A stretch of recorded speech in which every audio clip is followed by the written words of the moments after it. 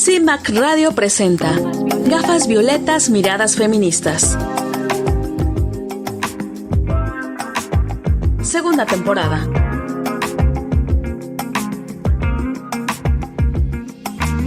Constituyentes MX Feministas. Hola, ¿qué tal? Me da muchísimo gusto saludarlas, darles la bienvenida a este programa de Gafas Violetas, Miradas Feministas a través de cimacradio.org, y me da muchísimo gusto estar con las Constituyentes MX Feministas, Verónica Palafox y Joana de la Cruz. ¿Cómo están, chicas? Hola, ¿cómo están? Me da mucho gusto igual estar con ustedes, con Ivonne, con Joana y con toda nuestra audiencia y las compañeras de las Constis que también están escuchándonos, pues les mandamos muchos saludos porque pues este espacio es de todas. El día de hoy tenemos una entrevista con la activista Petra Hermilo Martínez, ganadora del Premio al Mérito Civil Antonia Nava de Catalán 2025 por la defensa de los derechos humanos de las mujeres empleadas del hogar. Una entrevista muy interesante, no se la pueden perder. La verdad es que el conocer cómo se va desarrollando toda esta pues lucha por sus derechos de estas empleadas, pues muy respetable porque pues obviamente han sido pues doblemente violentadas, doblemente revictimizadas, doblemente pues sí, han sido víctimas de múltiples violencias. Entonces me parece un tema muy importante de conocer y sobre todo de visibilizar. Las constituyentes marcamos precedentes. Hola, soy Indira Sandoval Sánchez, feminista y defensora de derechos humanos. Y hoy, 10 de diciembre, es el Día Internacional de los Derechos Humanos. Un día que nos convoca a la reflexión, a la conciencia, pero que reivindica también la vigencia de la demanda por el respeto, por la garantía y por el ejercicio pleno de todos los derechos humanos para todas las personas. Es importante que reflexionemos lo que está sucediendo y la violación sistemática a los derechos humanos de miles de mujeres, hombres, niñas y niños. Requerimos garantizar nuestros derechos humanos sin incertidumbre de saber qué vamos a comer mañana, especialmente ahora que nuestro campo está tan castigado, o con temas vitales como el agua, cuando reformas actuales puestas en marcha han desmantelado por completo este derecho humano a este líquido vital. También hoy, 10 de diciembre, se conmemora el cierre de los 16 días de activismo contra la violencia hacia las mujeres. Las recomendaciones generales en materia de derechos humanos al Estado mexicano, la mayoría son justo por violar los derechos humanos de las mujeres. Hoy hago un llamado desde el Estado de Morelos para respetar, garantizar, proteger todos los derechos humanos, y esos inician siendo respetados por el Estado mexicano, en el cual, por supuesto que seguiré exigiendo que no haya ningún agresor en el poder. Hacemos una breve pausa. Estamos en Gafas Violetas, Miradas Feministas.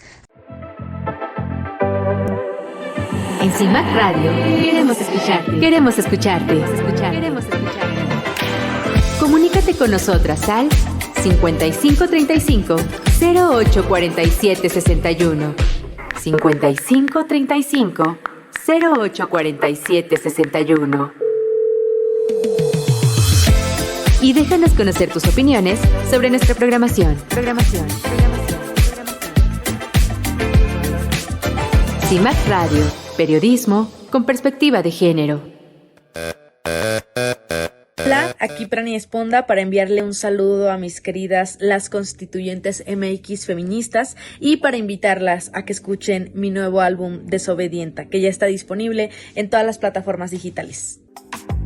Regresamos a seguir tirando el patriarcado. Constituyentes MX Feministas.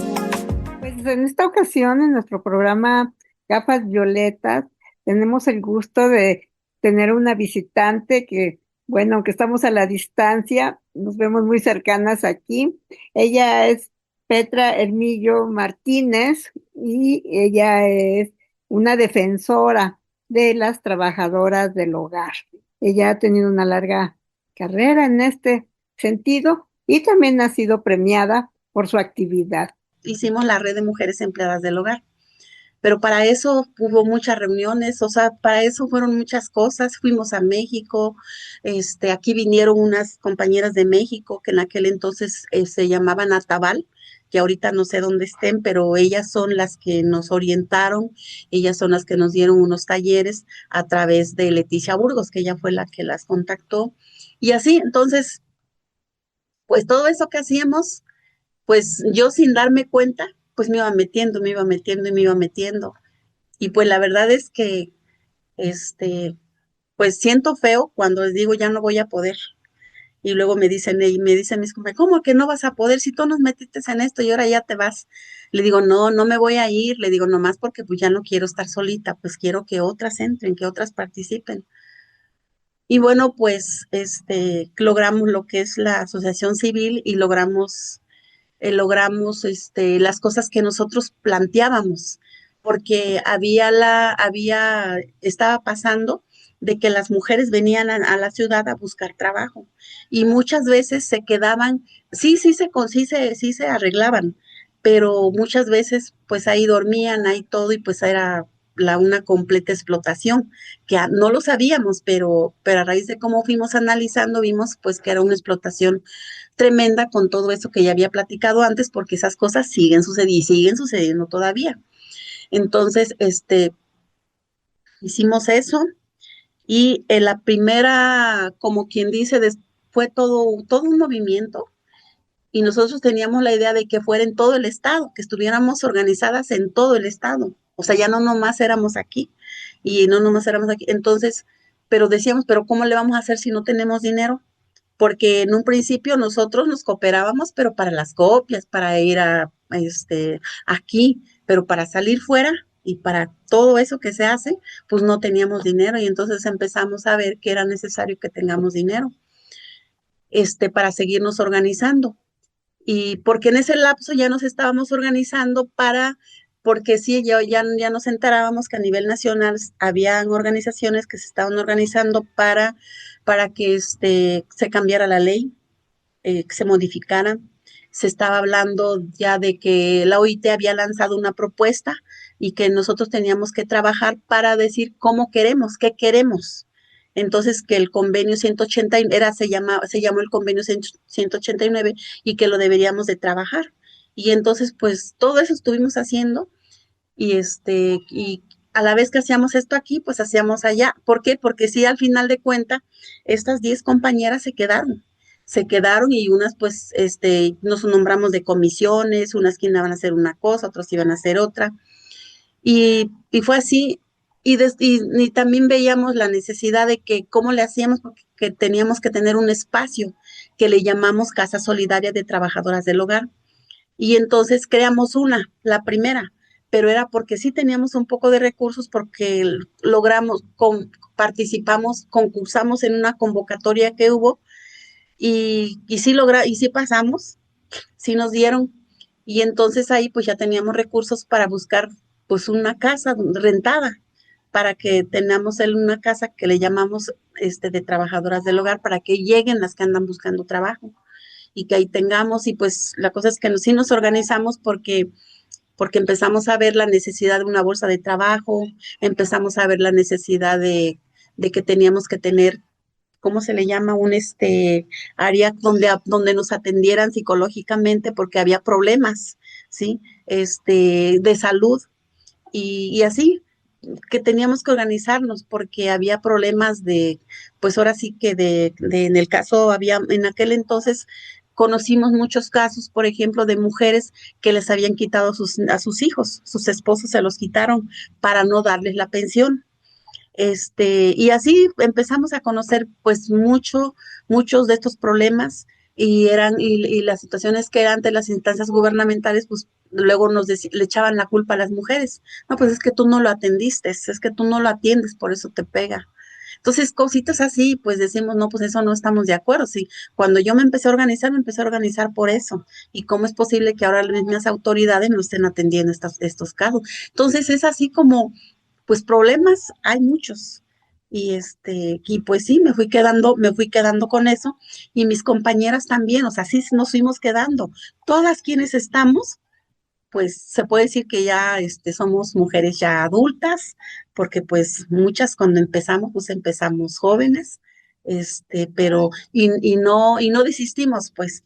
Entonces, hay unas, por ejemplo, compañeras que van y vienen, ¿sí? Que van y vienen, y otras, pues ahorita que se están integrando, unas están, o sea, las que eran más jóvenes que nosotros antes, hoy se están integrando y están retomando cosas que ellas dicen, si yo firmé ¿cómo se llama? El programa de atención a trabajadoras del hogar, y cómo no le voy a seguir si nosotros lo hicimos. Bueno, pues a todo eso, 2 casas solidarias estuvimos, porque cuando tuvimos recursos, nos empezamos a organizar en varios municipios. Sí, por ejemplo, el primero fue Chilpancingo, luego fue Apango, luego Tizcla, luego Chilapa y luego Tlapa y ahorita Acapulco. Entonces, y decimos, parece sencillo, pero no es sencillo, es muy difícil porque teníamos que organizar además a comités de promotoras, ¿sí? Cuando nosotros hicimos la organización, acordamos que la organización iba a ser solamente de mujeres. ¿Por qué? Porque si había hombres, nosotras mismas, las mujeres, decíamos, es que él puede más que nosotras. Y no, y entonces por eso decidimos que fuera de mujeres nada más, porque nosotros éramos las que padecíamos más cosas, más violencias, pues porque, y además que teníamos que tener dinero nosotras, porque nosotras muchas veces, aunque estábamos con el marido, pero nosotras éramos las que trabajábamos, porque pues ellos muchas veces, aunque hay un problema, pues el problema de alcoholismo, problemas también de trabajo, y entonces es que la mujer pues le busca, ¿no? Y siempre es ella que sale adelante. Entonces decíamos, no, pues es que debe ser de mujeres nada más, no de hombres. Bueno, el asunto es que también decíamos que debería de ser de mujeres también, porque en las casas donde se hospedaran, donde se quedaran, había de ver esa confianza de que no había hombres, son mujeres nada más, y son de las mujeres que vienen en busca de trabajo, porque también desde donde vienen de las comunidades, porque también son muy celosos, ¿sí? Los padres, los hermanos, y eran muy celosos y pues no las dejan, ¿dónde te vas a ir? Te vas a ir y le decían, no, no, no, no quiero que te vayas. Pero cuando llegan también aquí en Casa Solidaria, tenemos que revisar que la gente que sea recomendada, porque no podemos recibir gente que no conozcamos, porque pues hay experiencias de que ha habido problemas y entonces por eso desde un principio digo, no, pues estuvimos bien cuando dijimos que era de mujeres y que en los comités donde estuviéramos, ellas iban a recomendar a quienes vinieran. Bueno, Claro. tenemos dos casas solidarias y pues también contamos con un plan de trabajo que empezamos a hacer, un plan de trabajo. Nosotros hasta ahorita todavía seguimos con el plan de trabajo, ¿cómo se dice? Con un plan operativo, que es para trabajar para que nuestro trabajo sea más organizado. Este, y, y pues que en cada lugar pues nosotros planteamos, por ejemplo, aquí en Chilpancingo somos como 15 promotoras, que cada una pues promueve en sus colonias y son las que nos reunimos. Está la mesa directiva, hay una mesa directiva, hay un equipo de trabajo y lo que nosotros primeramente le dimos prioridad a que sean las trabajadoras del hogar que nos capacitemos, porque si no, nunca íbamos a aprender, siempre vamos a estar dependiendo de otros, de otras. Entonces, nosotras decidimos y así lo planteamos a la fundación, de que nos queríamos capacitar nosotras. Y también la fundación creo que también estuvo de acuerdo porque nos dijo, bueno, que el dinero se quede con ustedes, nada más rindan cuentas, y así. Y bueno, pues toda esa parte, pues sí la hemos hecho. Afortunadamente nos hemos encontrado con compañeras que quieren que las cosas cambien, ¿sí? Claro. Y que hasta ahorita, por todo eso que hicimos, claro, no lo hicimos nosotros solas, ¿eh? Nosotros tuvimos ganas de hacerlo también, porque participaron gente de México, de las organizaciones, por ejemplo, el SEDACH, por ejemplo, CATDA, de Cuernavaca, las SEDACH ¿cómo se llama? De Chiapas, y y otra organización que no recuerdo su nombre porque tiene su nombre, no me lo puedo aprender, les digo, no las puedo nombrar, pero son trabajadoras del hogar que desde aquel entonces ya estaban y con todas ellas hicimos los cambios en las leyes.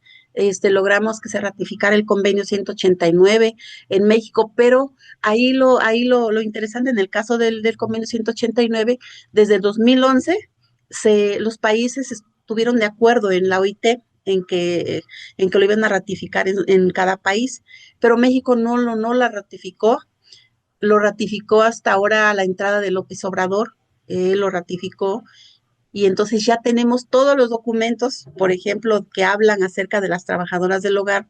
Tenemos la ley del seguro social, la ley del salario mínimo, porque antes el salario no era así, era como a conveniencia o acuerdo de empleadores con trabajadoras, y las trabajadoras pues nunca ganábamos. Si les decíamos que queríamos ganar 100 pesos, estoy hablando de hace algunos años, si eran 100 pesos, ellos nos daban 80, nos daban 70, y según lo que acordáramos, y bueno, por la necesidad del trabajo, pues la gente aceptaba, ¿no? Ese pago. Siempre Y les ahorita, ponían las condiciones, ¿no? sí, siempre había condiciones y nosotras pues aceptábamos porque pues era necesario tener un trabajo. Y entonces ahora logramos que en la CONASAMI, que la Comisión Nacional de Salarios, logramos que esté establecido el salario mínimo a trabajadoras del hogar. Entonces, todo eso, y el asunto que tenemos las leyes, pero el asunto es que ahorita, como les decía en un principio, todavía falta que se cumplan esas leyes.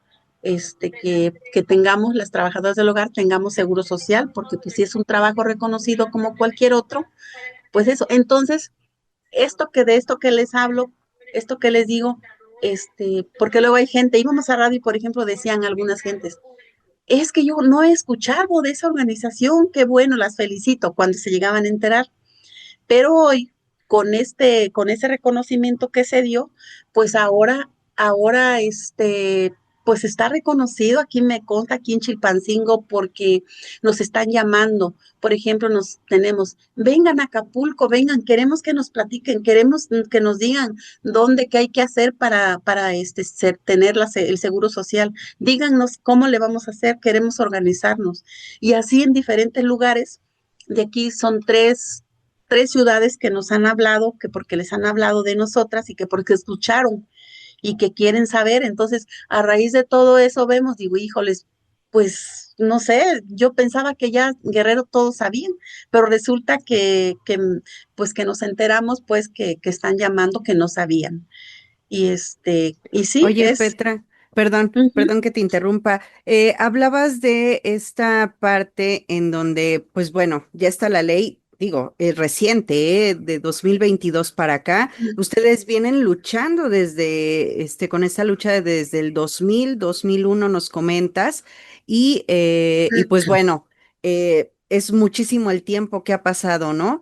Ahorita de 2022 para 2025 y comentas que son muy poquitas las empleadas del hogar remuneradas que están dentro o que tienen esta seguridad social. ¿A qué, a qué pues sí, a qué se debe? Porque podemos pensar que hay obligación mutua, ¿no? Tanto de las personas que las están, contratando para hacer este servicio y de las mujeres que pues obviamente hay muchísimas que todavía no conocen esta ley, como lo mencionas, y que pueden pues ellos hacerse así como que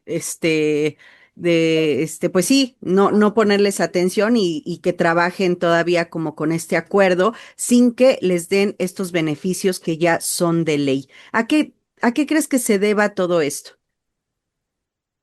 Sí, sabemos que nos enfrentamos a una cultura del respeto a los derechos, del no reconocimiento, al trabajo del hogar porque se considera que esto es así, que eso de por sí lo hace cualquier mujer, eso de por sí se hace. Entonces, sí hemos identificado que es eso, una cultura que se tiene, porque nosotros platicábamos de que cuando nos dicen sirvientas, cuando nos dicen chachas, cuando nos dicen criadas, cuando nos dicen, es que todavía creen que estamos en aquellos tiempos pues donde, pues era la servidumbre, ¿sí?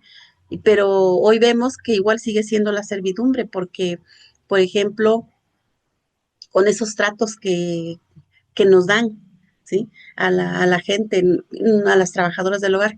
Las trabajadoras del hogar, ellas mismas lo dicen, Petra, es que nosotros, está bien a lo mejor que nos menosprecien porque agarro una escoba y barro, o porque agarro un trapo y limpio, o porque lavo un traste, por eso nos menosprecian, pero luego me dicen, pero Petra, ¿tú crees? Nosotros lo hacemos, no sé, cierto, yo a lo mejor no terminé ni mi primaria ni mi secundaria, cierto, pero mi trabajo lo hago con profesionalismo, porque yo sé lavar trastes, yo sé barrer, y yo sé hacer esto, y yo sé hacer el otro.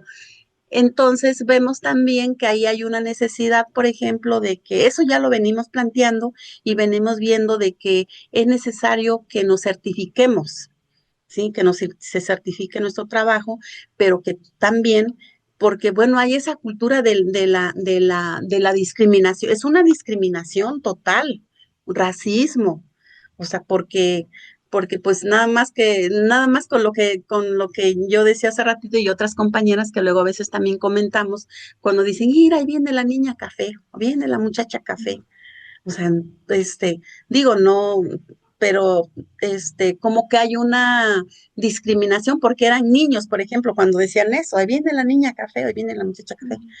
Sí, pero siempre se ha menospreciado esta actividad, ¿no? Siempre Sí, no la consideramos como relevante, cuando, como tú dices, sí es relevante y pueden especializarse en esta actividad, ¿no? En este trabajo, como cualquier otro trabajo que uno tiene que prepararse, ¿no? sí, y entonces para eso también lo que estamos haciendo ahorita tuvimos una reunión con la secretaria de las mujeres, con Citlali Hernández, tuvimos una reunión reciente, porque terminamos un taller en México y de ahí ya habíamos pedido una solicitud con ella para plantearle estos temas, porque nos estamos reuniendo, hemos tenido reuniones tripartitas donde está gobierno, el patrón y las trabajadoras, y precisamente del hablar el tema de la seguridad social. Y entonces, pues hay mucha discusión sobre ese tema, y entonces nosotros estamos planteando una campaña de afiliación al Seguro Social.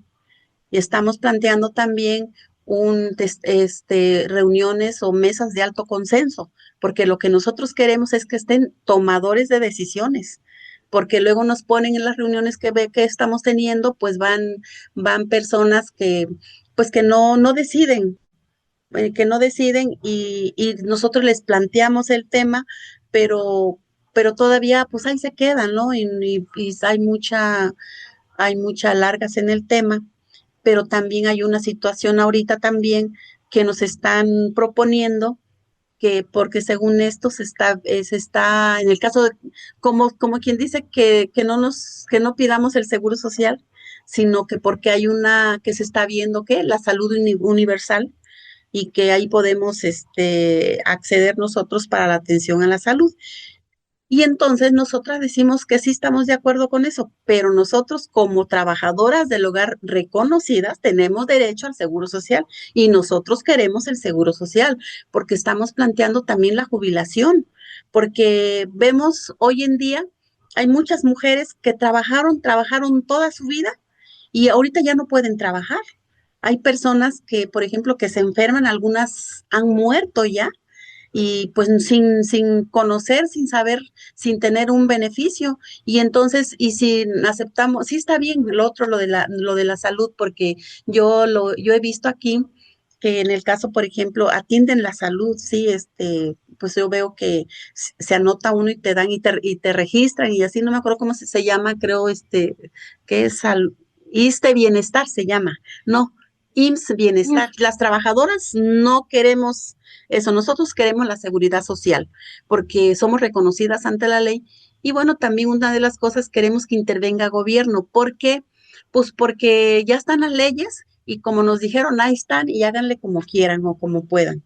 Y entonces ahorita pues decimos que no, porque ellos tienen mucha responsabilidad y que en este sentido pues también se tiene que ver de gobierno qué es por eso le planteamos pues eso que ya les comentamos y que pues esperamos que sí haya que sí se trabaje en el tema porque además en la reunión que se tuvo de los acuerdos de Tlatelolco, ahí, ahí nos mencionan en el trabajo de cuidados, trabajadoras del hogar remunerado.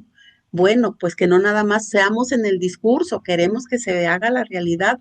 Y también se menciona este, está saliendo una cartilla ahorita, una cartilla donde habla acerca de los derechos de las mujeres y habla acerca de trabajadoras del hogar. Ah, bueno, pues queremos que se ponga cartas en el asunto, pues si nosotros queremos que sea, porque si hay una ley, entonces pues hay que promover que la gente, que los empleadores que contraten este servicio, a las empleadoras, pues que paguen, que tengan, además hay funcionarios, hay diputados, senadores, senadoras, ellas pueden pagar, ¿sí? Ellas pueden pagar, entonces, pues no vamos a hablar que no tienen dinero, o por ejemplo, los empresarios, ¿sí? O simplemente la gente, yo aquí lo he visto con la gente, por ejemplo, que va a trabajar y luego porque nos llama y Petra, es que tengo mi casa bien sucia, ¿habrá por ahí alguna compañera que quiera trabajar? Y entonces yo le digo, sí, claro que sí, le digo, pero hay una comisión, o sea, yo no, es una comisión a la que se ha capacitado porque hace acompañamiento a trabajadoras del hogar cuando las llevan en algún lugar, ya les dicen que le va a dar aguinaldo, que le va a dar, le va a dar el seguro social, que le va a hacer un contrato. Entonces hay un equipo que está trabajando eso. Entonces, pero lo vemos como complicado después porque pasan como un mes, 2 meses y pues no hay nada. Y entonces resulta que ya la trabajadora, por ejemplo, pues a veces se sale y ya no, como que ya no podemos gestionar más. Y hay otras compañeras que dicen que sí, que están, que ahorita, por ejemplo, ya les dijeron que que les van a dar el seguro social. Y entonces díganos para que las acompañen, porque hay una comisión, pues, que trabaja eso. Este, y, y bueno, llaman, pero cuando les decimos eso, y dice, ay, te llamo luego. Ah, sí, como no, aquí estamos. Entonces significa pues que no están de acuerdo, no están dispuestas, pero nosotros vemos, porque nada más nosotros vemos ahí en la Casa Solidaria, por ejemplo, llegamos todas, llegan las comisiones, llegan las responsables, y nosotros ese espacio, si vieran cómo nos ha ayudado muchísimo, porque ahí nos organizamos. Ahí tenemos ahorita, pues como se dice, está chiquito, pero tenemos un cuarto donde dormir, donde puede llegar pues una mujer de otro lugar y puede hospedarse ahí. Tenemos una cocina, tenemos un lugarcito donde nos reunimos, como le decimos nosotros, como la sala de juntas, y un patiecito donde pues ahí nos reunimos cuando hacemos nuestros eventos. Entonces, cuando nosotros estamos ahí y vemos pues que se ensucia la estufa, se ensucian los platos, hay mucho traste, el lavadero está bien lleno de trastes y entonces nos ponemos a pensar, y a ver quién va a lavar los trastes, quién los va a lavar. Y entonces vemos que es importante porque esos trastes no pueden estar ahí, o no puede estar la basura ahí, no puede por ejemplo, las servietas o la ropa de cama, no puede estar ahí. ¿Cómo? Entonces, por eso vemos que sí es importante y que nuestro trabajo vale y cuenta, y decimos que cuenta también en la economía nacional, porque pues eso es algo que si nosotros nos pagaran como debiera ser, que nos tomaran en cuenta bien que es para esto, porque pues nos descuentan. Ahí, bueno, yo creo que, perdón que te interrumpa, es un poco una cuestión de educarnos todos, ¿no? Tanto la que va a trabajar como los que vamos a contratar o los que van a contratar, ¿no? Creo que todavía falta mucho en este sentido de que todos entendamos, como tú misma nos has dicho, que Ujú. entendamos lo importante y como es también genera, pues, dinero, porque pues muchas mujeres que también no pueden estar en su casa por sus labores de trabajo fuera de la Ujú. casa, ¿no? Que desempeñan alguna actividad fuera, pues también requieren quien las apoye en este sentido. Entonces, pues está así muy interesante toda esta historia y todo esto, que ojalá pues en muchos lugares de la República se replique porque hace falta este reconocimiento a ustedes. Y bueno, pues te agradecemos el haber estado aquí y nos damos cuenta de por qué mereciste este reconocimiento, esta distinción, este diploma que recientemente se te otorgó. Y bueno, queremos felicitar también por ese diploma. No sé si Joana quieras comentar algo para concluir también. Pues simplemente agradecer toda la labor que Petra hace. Obviamente ha sido pues sí, una lucha desde muy pequeña, y el que se visibilice, como lo dice, el que se visibilice todo este trabajo que llevan en sus hombros estas trabajadoras del hogar.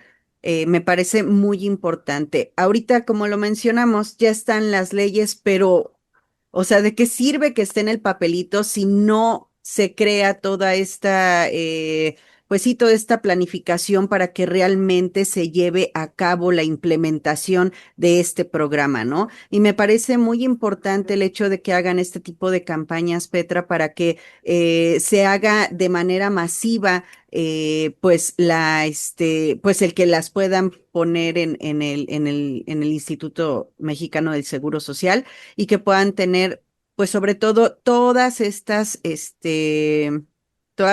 aportaciones que se merecen, porque su trabajo es muy importante.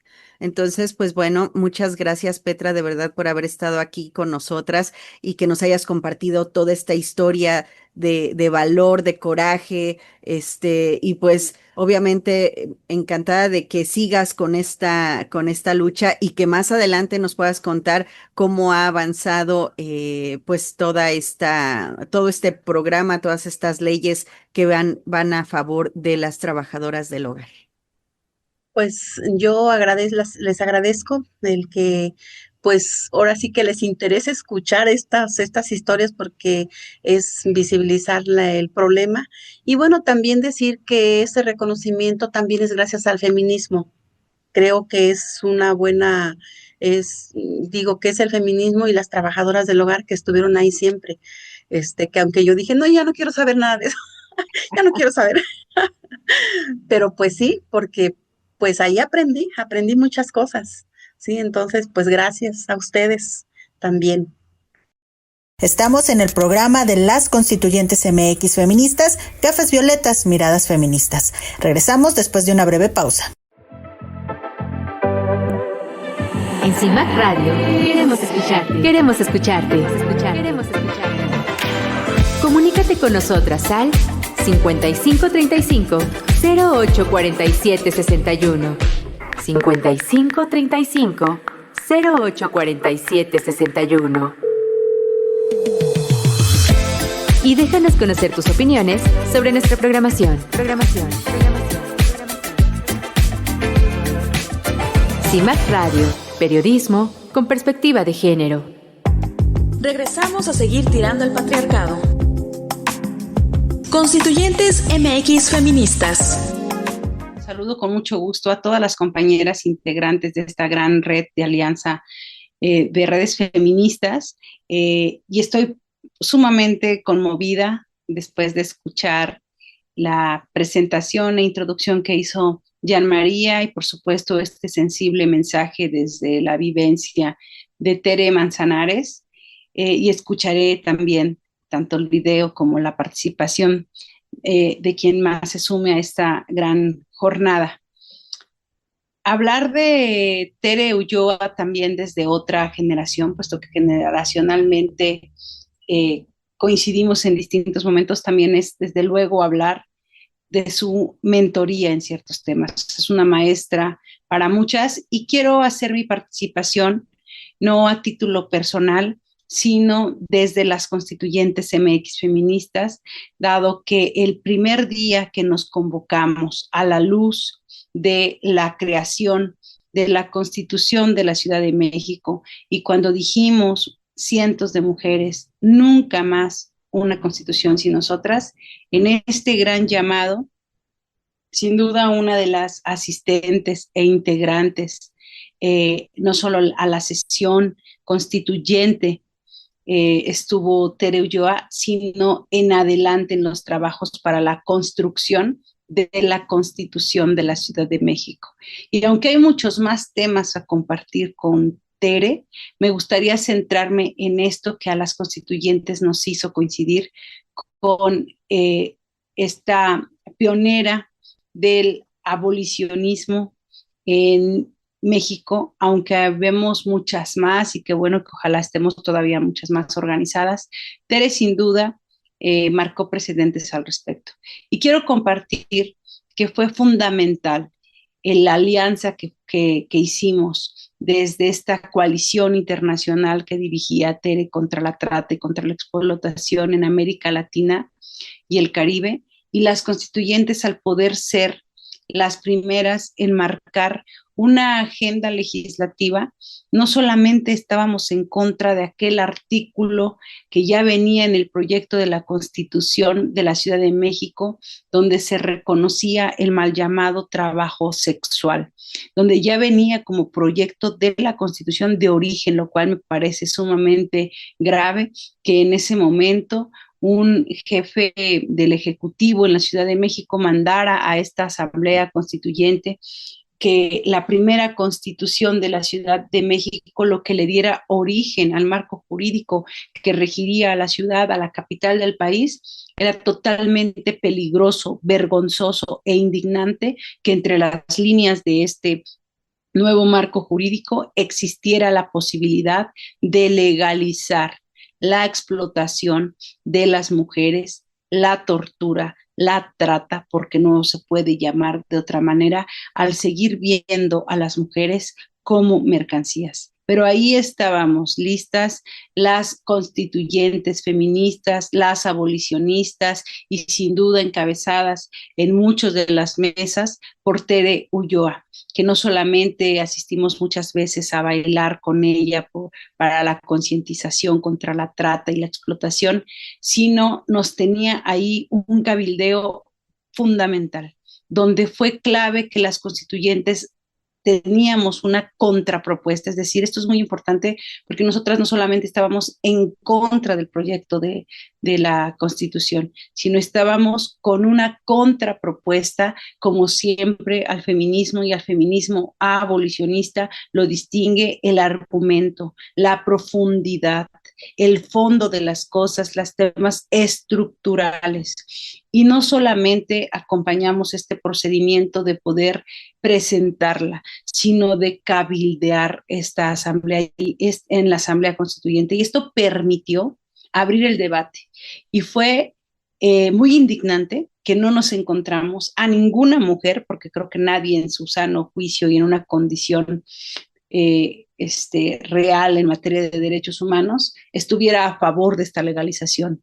Nos encontramos, como era de esperarse, que las mesas del proceso constituyente, al que le llamaban constituyente abierta, como una suerte de parlamento abierto, era con los dueños de los antros, de los bares, de los establecimientos, que se sabían que si esto transitaba, iban a pasar a ser los lenones y los proxenetas a convertirse en empresarios. No había nadie más con quien tendríamos que haber discutido el tema y se abrió el debate.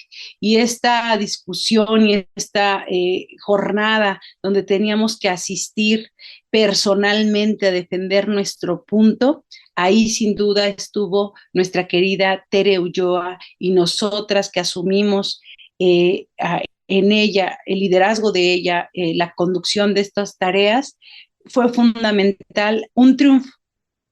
Por desgracia, no se penalizó como nosotras pedíamos, no solamente no lo pongan, sino penalicen el consumo, comercio, control, dominación de todo intento, de todo esto contra los cuerpos de las mujeres y las niñas, sino esta iniciativa fue clave para que si bien no pasar a la nuestra, no pasar a la otra, porque al abrir el debate, al haber dos propuestas, ustedes saben que por proceso legislativo se debate, porque si no hubiera habido una contrapropuesta, ya se iba el proyecto de constitución.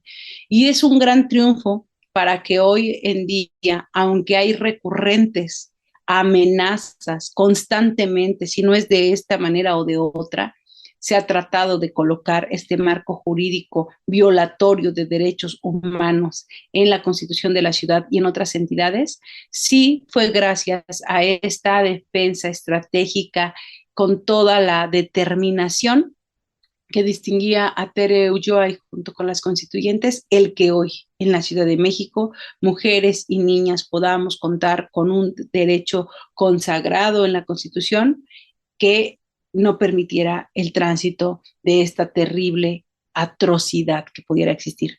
Y esos temas cambian vidas, cambian historias, porque no me imagino en la condición de la capital del país que se vuelve siempre una caja de resonancia para que en consecuencia se pudiera empezar a legislar en otros estados, ese gran muro feminista, violeta y abolicionista que junto con Tere edificamos para que ese muro también fuera en el país una forma de contener lo que permanentemente es una amenaza constante y latente. Por otro lado, el hecho de poder también construir con ella argumentos fundamentales para estar permanentemente en la defensa de que no existiera la maternidad subrogada, que son los vientres de alquiler. Lo digo las de la visión porque de las constituyentes, como bien lo saben, quien conoce nuestro trabajo, pues se dedica especialmente a la incidencia política en nuestros marcos jurídicos.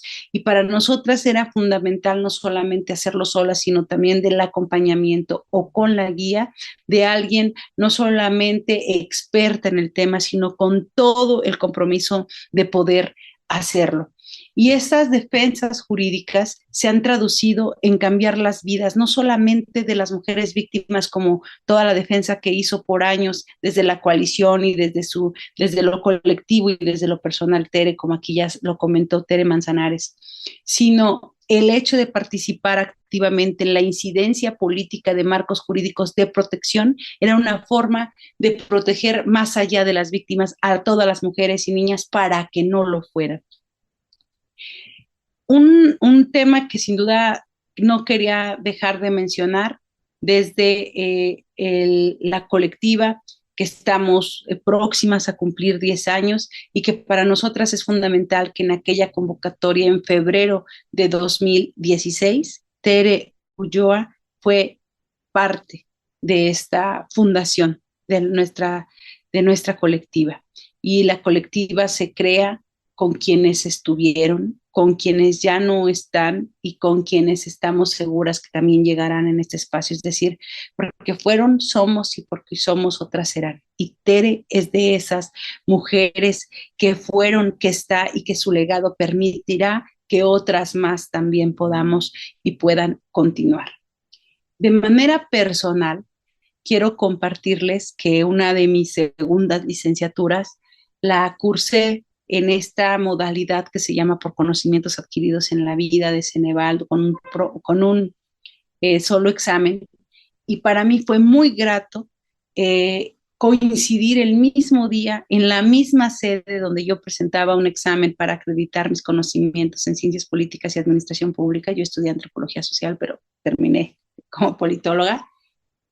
Coincidí con Tere Ulloa, que en ese momento, ya a una edad donde el patriarcado pensaría que ya no es edad para estudiar, para prepararnos, donde marca además este patriarcado capitalista voraz, donde nos coloca en un rol donde solo les interesan las mujeres en una edad no solamente productiva económicamente, sino reproductiva, y cuando nos ven con los ojos de mercancía, una mujer que no cumplía estos estándares de la edad académica para acreditar una licenciatura, ahí estaba Tere Ulloa presentando su examen para acreditar derecho.